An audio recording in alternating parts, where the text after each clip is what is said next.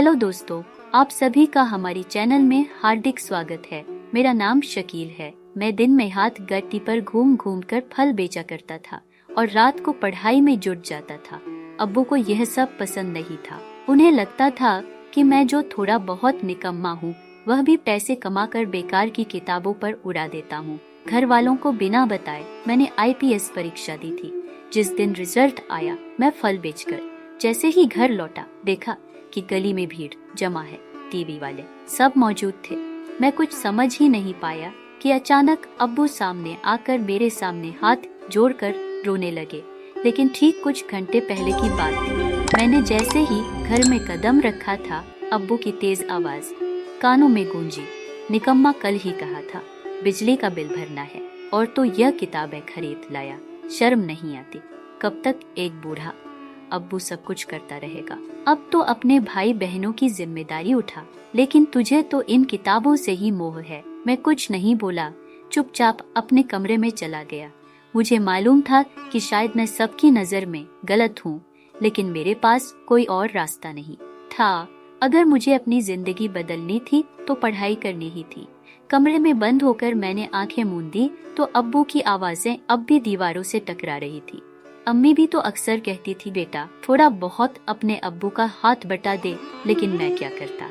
सुबह से शाम तक फल बेचना और फिर रात को पढ़ाई, यही मेरी दिनचर्या थी। कभी कभी कुछ पैसे बच जाते तो उन्हीं से पुरानी किताबें खरीदकर नोट्स बनाता। मेरे दोस्त आराम से इंटरनेट पर पढ़ते थे, लेकिन मेरे पास तो मोबाइल रिचार्ज करवाने तक के पैसे नहीं होते थे। उस दिन अचानक मेरी आंखों से आंसू बह निकले। अब्बू की बातें दिल में चुभ रही थी। मैंने अपनी किताबें एक और रख दी और अलमारी से अपना एकमात्र गुल्लक निकाला। अल्लाह का नाम लेकर उसे तोड़ा। करीब 300 निकले। यह वही पैसे थे जिनसे मैं अपनी जन्मदिन के लिए एक नई टी-शर्ट खरीदने वाला था। पर अब मामला कुछ और था। मैं सीधा अब्बू के कमरे में गया। वे अभी भी गुस्से में थे। मैंने शांत स्वर में कहा, अब्बू, मैं जानता हूँ कि आप मुझसे नाराज हैं, लेकिन मैं कोशिश कर रहा हूँ। दिन रात मेहनत करता हूँ, घर चलाने में हाथ बटाता हूँ, लेकिन थोड़ा बहुत तो मेरे भी हक बनता है। मैं कुछ और कह पाता, उससे पहले ही उन्होंने चीख कर कहा, दफा हो जा यहाँ से। तू कोई एहसान नहीं कर रहा। इस घर पर मैंने खुद भूखा रहकर तुझे पाला है। फल बेचकर क्या उखाड़ लेगा? तो मैं चुप रहा, कोई जवाब नहीं दिया। मैंने अपने हाथ में पकड़े पैसे उनके सिरहाने रख दिए और कहा, यह वही पैसे हैं जिनसे मैं शर्ट खरीदने वाला था। फिलहाल आप इनसे बिजली का बिल भरवा लीजिए, यही ज्यादा जरूरी है। फिर बिना कुछ सुने मैं अपने कमरे में लौट आया। पीछे से अब्बू की आवाजें आती रही। अब एहसान जता रहा है कि हमें अपने शर्ट के पैसे दे रहा है। नहीं चाहिए हमें तेरे पैसे। मैंने दरवाजा बंद कर लिया। सच में बड़ा होना आसान नहीं होता। जो सबसे बड़ा होता है उसी से सबसे ज्यादा उम्मीदें होती है। कभी कोई उसकी तकलीफ नहीं समझता। काफी देर तक मैं फर्श पर बैठा रहा, फिर आंखें पूछकर फिर से किताबें उठाई। मुझे और मेहनत करनी थी, क्योंकि मुझे अपने परिवार को वह सब देना था जिसके वह हकदार है। मैंने नोट्स बनाने की कोशिश की, लेकिन उस दिन मन नहीं लग रहा था। दिमाग बोझिल था, दिल भरा हुआ। मैंने किताबें बंद की और बिस्तर पर लेट गया। आंखों से आंसू बहते रहे। गरीबी वाकई इंसान को तोड़ देती है। पूरी रात करवटें बदलता रहा, किसी से कुछ कह नहीं सकता था और तन्हाई भीतर ही भीतर कचोट रही थी। सुबह के 4 बजे के करीब मैंने उठकर गहरी सांस ली, खुद को थोड़ा संभाला, वॉशरूम गया, नहाया। थोड़ी देर में मस्जिद से अजान की आवाजें आने लगी। मैंने हाथ जोड़े और अपने अल्लाह से मुखातिब होकर मैं कह रहा था, हे अल्लाह, मेरे पास कुछ भी नहीं है, लेकिन तू जानता है कि मेरा दिल कितना साफ है। मैं अपने परिवार के लिए निष्ठा से सब कुछ करता हूँ। फिर भी मुझसे दूरियां क्यों बन गई है? पर अब्बू के दिलों में मेरे लिए थोड़ी सी दया भर दे और मेरी जिंदगी की राहों को सरल कर दे। मेरी मेहनत को सहारा दे। मुझे इस कठिन समय से बाहर निकाल दे। मैं सिर्फ इतना चाहता हूँ कि तेरी कृपा बनी रहे, ताकि मेरी मेहनत रंग लाए और मैं अपनी परीक्षाओं में सफल हो सकूं। काफी देर तक मैं चुपचाप नमाज की चटाई पर बैठा रहा, बस आंखें मूंदे मन ही मन बात करता रहा। कई बार मन में सवाल उठा है, अल्लाह हमेशा मेरे ही साथ ऐसा क्यों होता है? मैं सभी के लिए अच्छा चाहता हूँ तो फिर बदले में मुझे वो प्यार क्यों नहीं मिलता? लेकिन यह सवाल मैंने कभी जुबान पर नहीं लाए, बस होठों पर यही था, शुक्रिया अल्लाह, जो भी दिया बहुत है, अब बस थोड़ा सा और सहारा दे दे। फिर मैंने अल्लाह का नाम लेकर अपनी किताबें उठाई और पढ़ने बैठ गया। समय बर्बाद करने की कोई इच्छा नहीं थी, इसलिए सुबह 7 बजे तक लगातार पढ़ता रहा। इसके बाद बाहर निकला और हाथ कड़ियों सफाई करने लगा, क्योंकि मुझे फल लेकर बाजार जाना था। मैं अभी हाथ गाड़ी पोंछ ही रहा था कि तभी अब्बू आए और रात को दिए हुए पैसे मेरे चेहरे पर फेंक दिए। मैं चौंक कर उन्हें देखने लगा। उन्होंने गुस्से से कहा था ना, मुझे यह पैसे नहीं चाहिए, फिर क्यों मेरे तकिए के नीचे रख दिए? मैं किसी का एहसान नहीं लेता, तूने जितनी बेइज्जती करवानी थी करवा ली, अब यह पैसे रख और अपनी जिंदगी खुद देख। मेरा और तेरा अब कोई रिश्ता नहीं रहा। अब्बू की बात सुनकर मैं शांत स्वर में बोला, अब्बू मैंने कुछ गलत नहीं किया, बस एक बात कही थी। मगर उन्होंने मेरी बात सुने बिना मुझे एक जोरदार लात मारी और बोले, चुप रहो वरना मार के सीधा कर दूंगा। मेरी कमर में तेज दर्द उठा, मगर मैंने कुछ नहीं कहा। चुपचाप पैसे उठाए, जेब में रखे और बिना कोई बहस किए घर से निकल गया। अब मैं घर में झगड़ा नहीं चाहता था, लेकिन चेहरे पर कठोरता ओढ़ ली थी। दोपहर की तपती धूप में जब लोग छाया तलाश रहे थे, मैं गलियों में घूम घूम कर फल बेच रहा था। शरीर पसीने से तरबतर था, मगर मन को समझा रखा था, यह भी एक पड़ाव है, गुजर जाएगा। अल्लाह की मेहरबानी थी या मेहनत का फल, आज की आमदनी अच्छी हो गई थी। सारे फल बिक चुके थे, मगर मैं घर नहीं लौटा, क्योंकि जानता था अब्बू इसी समय लौटते हैं और उनका गुस्सा इस वक्त सबसे तेज होता है। इसलिए पास की एक दीवार की छांव में बैठकर मैंने किताबें निकाली और पढ़ाई करने लगा।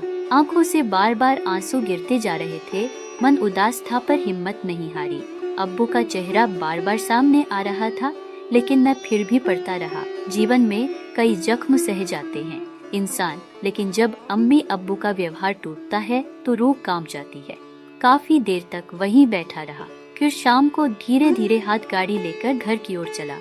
जैसे ही घर पहुंचा, अम्मी दौड़कर मेरे गले लग गई और फूट फूट कर रोने लगी। मैं घबरा गया, क्या हुआ अम्मी, सब ठीक तो है ना? उन्होंने तड़पते हुए कहा, तू समय से घर क्यों नहीं आया? मुझे कुछ हो जाता तो समय से घर क्यों नहीं आया? मेरा दिल बैठ गया था। मुझे नहीं पता तू और तेरे अब्बू क्या झगड़ा कर बैठे हो, लेकिन उसकी सजा मैं क्यों भुगतूं? मैंने उन्हें प्यार से समझाया, अम्मी मैं कहीं नहीं आ, बस आज थोड़ा ज्यादा फल बेच लिए ताकि कल मार्केट जा सकूं। आप इतना मत सोचो, मैं हर हाल में आपके पास लौट कर आऊंगा। मेरी बात सुनकर वह थोड़ा मुस्कुराई, लेकिन आंखें अब भी भरी थी। उन्होंने मुझे अपने पास बिठाया और कहा, बैठ बेटा, मैं तेरे लिए खाना लाती हूँ, तू भूखा होगा और वो तेरे अब्बू ना हर वक्त तुझ पर चिल्लाते हैं। जब तूने कल बिजली का बिल भर दिया था तो फिर उन्हें शिकायत क्या थी? वो पहले तेरे चाचा को कोसते थे, अब तुझे पकड़ लिया है। मैंने हल्की सी मुस्कान दी। अम्मी और अब्बू की बनती कम थी, पर दोनों एक दूसरे को बहुत चाहते थे।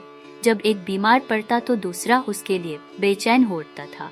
अम्मी ने मुझे अपने हाथों से खाना खिलाया, उस पर लगा जैसे दिन भर की सारी थकान मिट गई हो। अम्मी का प्यार एक ऐसी ठंडक था जो हर जख्म पर मरहम रख देता था। खाना खाकर मैंने उनका माथा चूमा और किताबें लेकर फिर बैठ गया। अब मैं पूरी तरह मन लगाकर पढ़ना चाहता था। 2 दिन बाद दोस्तों की मुलाकात थी और मैं नहीं चाहता था कि मेरे अधूरे नोट्स का मजाक बने, इसलिए ठान लिया आज रात बिना पूरा किए नहीं सोऊंगा। कमरे में जाते ही मैंने दरवाजा बंद कर दिया और पिछले हिस्से की खिड़की खोल दी। किताब लेकर मैं एक बार फिर जमीन पर बैठ गया और काम शुरू कर दिया। समय धीरे धीरे बीतता गया। लगभग सुबह के 4 बजे तक मैंने पढ़ाई की, फिर किताबें बंद करके रख दी, क्योंकि सुबह 6 बजे मुझे मच को भेजाना था। लेटते ही मुझे पता नहीं चला कि कब नींद आ गई। मुझे अपनी गोद में सुला लिया। मुझे कुछ भी एहसास नहीं हुआ था। मेरी आंखें अम्मी की पुकार पर ही खुली थी। मैं तुरंत उठ गया। जब घड़ी की ओर देखा तो मेरे तोते उड़ गए, क्योंकि घड़ी 6:30 बजा रही थी। इस समय तो मुझे मार्केट में होना चाहिए था। मैं जल्दी जल्दी मुंह हाथ धोकर बाहर आ गया। अम्मी नाश्ता तैयार कर रही थी, मगर मेरे पास इतना समय नहीं था कि मैं नाश्ता करता। उन्हें अलविदा कहकर मैं सीधे मार्केट के लिए रवाना हो गया। करीब आधा घंटा हाथ गाड़ी चलाने के बाद मैं मार्केट पहुंचा। मुझे वहां पहुंचने में काफी देर हो चुकी थी, इसलिए अच्छे फल पहले ही बिक चुके थे। फिर भी मैंने दिल पर पत्थर रखकर थोड़े बहुत फल खरीद लिए और तय किया कि अब कल आकर बाकी के ले जाऊंगा, क्योंकि इस समय उन्हें ले जाकर बेचने का मतलब था उन्हें खराब करना। मेरी वापसी लगभग 9 बजे के आसपास हुई। मुझे बहुत अफसोस हो रहा था क्योंकि मेरा काफी सारा समय निकल गया था। हाथ गाड़ी लेकर मैं तुरंत फल बेचने के लिए निकल पड़ा। अम्मी ने एक बार फिर नाश्ता करने के लिए हिदायत दी, लेकिन समय की कमी के चलते मैंने उसे टालना ही बेहतर समझा। गलियों में निकलते ही बहुत से लोगों ने मुझसे शिकायत करना शुरू कर दिया कि वे कब से मेरा इंतजार कर रहे थे। मैं फल को काटकर उन पर विशेष मसाले का छिड़क कर देता था, जिससे स्कूल के बच्चे सुबह सुबह मजे से मेरे फल खाते हुए स्कूल जाते थे। आज देर होने की वजह से मेरा काफी नुकसान हो गया था, क्योंकि बच्चे स्कूल जा चुके थे। थोड़े बहुत ही फल बेच पाया था। मैंने तुरंत ही अपनी हाथ गाड़ी एक स्कूल के सामने खड़ी कर दी थी। मन में यही इच्छा थी कि छुट्टी के बाद बच्चे फल खरीद लें, और मैंने मन ही मन अल्लाह से प्रार्थना की थी। थोड़ी देर बाद ही स्कूल की छुट्टी हो गई थी, लेकिन कुछ ही बच्चों ने फल खरीदे, बाकी बच्चे चले गए। पूरा दिन मेरे लिए कुछ अजीब ही रहा। बिल्कुल भी अच्छा कमाई नहीं हुई थी, लेकिन मैंने फिर भी कोई शिकायत नहीं की। इसमें भी अल्लाह की कोई ना कोई मंशा जरूर होगी। लेकिन आज मुझे यह नहीं पता था कि मुझ पर कैसी विपत्ति आने वाली है। जब मैं घर पहुंचा तो घर पूरी तरह अंधेरे में था, बिजली ना होने की वजह से। अब्बू बहुत गुस्से में थे। घर में कदम रखते ही उनकी तेज आवाज मेरे कानों में टकराई। उन्होंने कहा, कितनी बार कहा था कि बिजली का बिल भर दो, लेकिन लगता है बेटे को बर्बाद करके ही रहोगे। मैंने इस बार उन्हें हैरानी से देखा। दिल तो किया कि उन्हें जमकर जवाब दे दूं। मैंने कहा, जब मैंने पैसे दे दी थे तो आपने बिल को नहीं भरा। अब बिना वजह की बातें बनाने का क्या मतलब। लेकिन फिलहाल मैं चुपचाप बिल उठाकर दुकान की ओर बढ़ गया।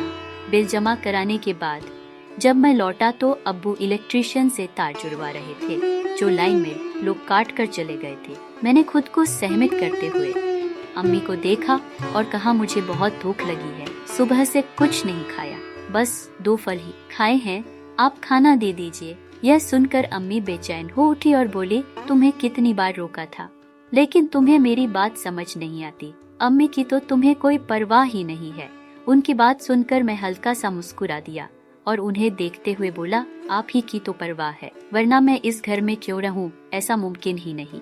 इतना कहकर मैं कमरे में चला गया। पीछे से अब्बू की डांटने की आवाजें आ रही थी, लेकिन अब मैं शांत था। रात भर मैंने मन लगाकर पढ़ाई की।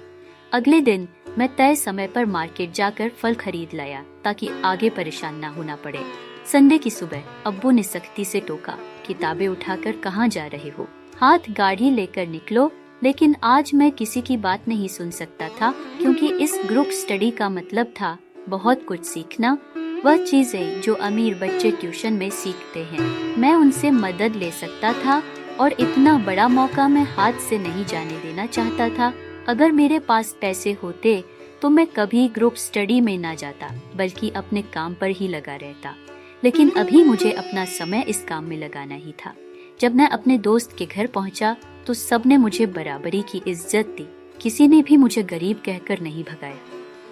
बेशक वह सभी अमीर थे, लेकिन उन सब में इंसानियत थी। वे मुझे नीचा नहीं समझते थे। हमने काफी देर तक पढ़ाई की और मैं दोपहर लगभग 3 बजे घर लौटा। घर पहुंचते ही अब्बू ने गालियां देनी शुरू कर दी। कहा, आवारागर्दी करने चले गए थे, तुम्हें घर की कोई चिंता नहीं है। कितने लोग दरवाजे पर आकर चले गए कि आज फल बेचने वाला नहीं आया। इस तरह से बात बिगड़ जाती है, लेकिन मैंने कुछ नहीं कहा था। एक पल के लिए मन में विचार आया था कि अब्बू को बता दूं कि मेरा क्या इरादा है और मैं कहां से आ रहा हूं, लेकिन जानता था कि उन्हें बताना अपने ही पैर पर कुल्हाड़ी मारने जैसा होगा, इसलिए मैं चुप ही रहा। मैंने अब चुप रहने का व्रत ले लिया था। कुछ कहने से सिर्फ इंसान की इज्जत कम होती है, इसलिए मैंने खामोशी से जीवन बिताने का संकल्प ले लिया था। समय बहुत तेजी से बीत रहा था। अब्बू अब चुपचाप रहने लगे थे। वह भी मुझसे ज्यादा बातें नहीं करते थे। क्योंकि अब मैं समय पर पैसे भी दे दिया करता था और अपनी पढ़ाई के लिए अलग से बचा भी लेता था। यह तो अल्लाह का लाख लाख शुक्र है कि मुझे स्कॉलरशिप मिल गई थी। अगर मुझे स्कॉलरशिप नहीं मिलती तो शायद मैं कभी अपनी पढ़ाई पूरी नहीं कर पाता था और कंपटीशन में भाग नहीं ले पाता। मैं सिविल सर्विस परीक्षा देना चाहता था, लेकिन उसके लिए भी बहुत पढ़ाई की जरूरत थी। 1 महीने बाद मेरी परीक्षाएं थी। अब कंपटीशन काफी कठिन हो गई थी। ग्रुप स्टडी अब खत्म हो चुका था। हम एक साथ मिलकर पढ़ते थे, लेकिन अब वह सिलसिला भी ठंडा पड़ गया था। मुझे अब काफी तनाव होने लगा था, क्योंकि उस ग्रुप स्टडी से मुझे बहुत मदद मिलती थी। मेरे पास इतने पैसे नहीं थी कि महंगे ट्यूशन ले सकूं। मेरे दोस्त ही ट्यूशन लेते थे, जिनकी मदद से मुझे अच्छे नोट्स मिल जाते थे और बहुत कुछ समझाने को भी मिल जाता था। मेरे चेहरे की चिंता देखकर मेरी अम्मी मेरे पास आकर बैठ गई। मैं बिल्कुल चुपचाप बरामदे में बैठा हुआ सुन्न में देख रहा था। वह मुझे देखकर बोली, कुछ हुआ है? तुम बहुत परेशान लग रहे हो। तुम्हारे अब्बू कह रहे थे कि तुम अब बहुत शांत रहने लगे हो। अगर कोई परेशानी है तो अपनी अम्मी को बताओ। उनकी बात सुनकर मैं थोड़ा धीमे हुए स्वर में बोला, मुझे इंटरनेट की बहुत जरूरत है और एक मोबाइल फोन चाहिए। आपको पता है कि 1 महीने बाद मेरी परीक्षाएं हैं और मेरे पास पढ़ाई के लिए कोई साधन नहीं है। पहले थोड़ी बहुत पढ़ाई ग्रुप स्टडी से हो जाती थी, लेकिन अब वह भी खत्म हो गई है, क्योंकि सभी ने कहा कि अब वे अपनी अपनी पढ़ाई पर ध्यान देंगे। जितना एक साथ पढ़ना था पढ़ लिया है। अम्मी, अगर मैं इस परीक्षा में सफल हो गया तो आपको पता भी नहीं कि मैं कितना आगे बढ़ जाऊंगा। मेरी बात सुनकर अम्मी ने मेरी ओर देखते हुए पूछा, एक मोबाइल फोन लेने में कितने पैसे लगते हैं? मैंने धीमे स्वर में कहा, थोड़ा बहुत ठीक ठाक। पुराना मोबाइल भी त्यों 800 से त्यों 1000 से कम में नहीं आता और मेरे पास इतने पैसे नहीं हैं। मैं तो कल के लिए फल भी खरीद कर लाया हूँ। अब उन्हें बेचूंगा तभी नया फल ला पाऊंगा। मेरी बात सुनकर अम्मी ने मुझे देखकर कहा, अगर तुम परीक्षा में पास हो गए और तुम्हें एक अच्छी खासी नौकरी मिल गई तो क्या तुम मुझे मेरे पैसे लौटा दोगे? उनकी बात सुनकर मैं हैरानी से उनकी ओर देखने लगा। अचानक उन्होंने अपना बटुआ निकाला और मुझे 5,000 देते हुए बोली, आज ही मेरी भी सी तो 20,000 खुली है। मैंने यह पैसे तुम्हारे अब्बू से छुपाकर जमा किए थे, लेकिन अब यह तुम रख लो और एक अच्छा मोबाइल फोन खरीद लो। यह बात किसी से मत कहना और खासकर अपने अब्बू से बिल्कुल नहीं। मोबाइल फोन छुपाकर इस्तेमाल करना और रात को पढ़ाई करना। मेरी भी यह बहुत बड़ी इच्छा है कि मेरा बेटा आगे बढ़े। मैं तुम्हें फल बेचते हुए नहीं देखना चाहती। मैंने और तुम्हारे अब्बू ने तो पढ़ाई पूरी नहीं की, लेकिन मैं चाहती हूँ कि तुम बहुत आगे जाओ ताकि तुम्हारे दोनों छोटे भाई बहन भी सफल हो सके। अम्मी की बात सुनकर मेरी आंखों में आंसू आ गए थे। यह 3-5 मेरे लिए बेहद कीमती थे, लेकिन मेरा दिल इन्हें लेने के लिए तैयार नहीं था। न जाने क्यों मुझे डर लग रहा था कि अगर मैं असफल हो गया तो अम्मी के पैसे डूब जाएंगे। मैंने ठान लिया था कि मैं यह पैसे वापस कर दूंगा, लेकिन उन्होंने मना कर दिया। उन्होंने मुझे देखते हुए कहा, अगर मैं यह पैसे रख लूंगी तो घर के खर्चे में खर्च हो जाएंगे। तुम कम से कम मोबाइल ले आओ ताकि तुम्हारी मुश्किलें थोड़ी कम हो सके। मैं कुछ देर तक सोचता रहा और फिर तुरंत फैसला किया, मैं यह पैसे रख लेता हूँ। अगर मैं असफल हो गया तो अम्मी को धीरे धीरे करके पैसे लौटा दूंगा। यही सोचकर मैं मोबाइल मार्केट की तरफ निकल गया। मुझे एक अच्छा मोबाइल फोन मिल गया था। भले ही वह थोड़ा सस्ता ही क्यों न था, लेकिन वह मेरे काम का था। मैंने पड़ोसी से वाईफाई का पासवर्ड ले लिया और अपना कमरा बंद करके पढ़ाई में जुट गया। मेरे पास सिर्फ 1 महीना था और इस 1 महीने में मुझे बहुत कुछ बदलना था। समय बीता और मेरे परीक्षा के दिन आ पहुँचे। मेरी अम्मी ने मेरी बहुत मदद की थी, जिसके लिए मैं उनका शब्दों में शुक्रिया अदा नहीं कर सकता। उनके कारण मेरी कई समस्याएं हल हो गई थी। जो भी समझना होता था मैं मोबाइल की मदद से सीखता था। आज मेरा इम्तिहान था। दिल की धड़कन सामान से बहुत तेज थी। अम्मी से दुआ लेकर मैं परीक्षा केंद्र की ओर रवाना हो गया। एक लंबी दूरी तय करके मैं अपने केंद्र पर पहुंचा। मेरे दोस्त भी वहां पहुंचे थे, लेकिन जिस कक्षा में मैं बैठा था वहां मेरा कोई दोस्त नहीं था। प्रश्न पत्र सबके आगे रख दिए गए। मैंने अल्लाह का नाम लिया और पेपर देना शुरू कर दिया। पूरे 3 घंटे तक मैंने सिर तक नहीं उठाया। 3 घंटे के बाद मेरी दुनिया ही बदल गई थी, क्योंकि मैंने बहुत अच्छा पेपर दिया था। समय तेजी से गुजरता गया। एक रोज की तरह मैं फल बेचकर घर लौट रहा था। तभी मुझे दूर से अपने घर के बाहर भीड़ दिखी। मैं घबरा गया, यह भीड़ किस बात की है। अब जब मैंने देखा तो मेरे होश उड़ गए। वहाँ कई कैमरे वाले खड़े थे और साथ में पुलिस भी मौजूद थी। मैं जैसे ही आगे बढ़े, मेरे अब्बू उस भीड़ को चिरते हुए मेरे पास आए और बिना कुछ कहे मुझे अपने सीने से लगा लिया। मैं हैरान था, यकीन नहीं हो रहा था कि अब्बू ने मुझे गले लगाया है।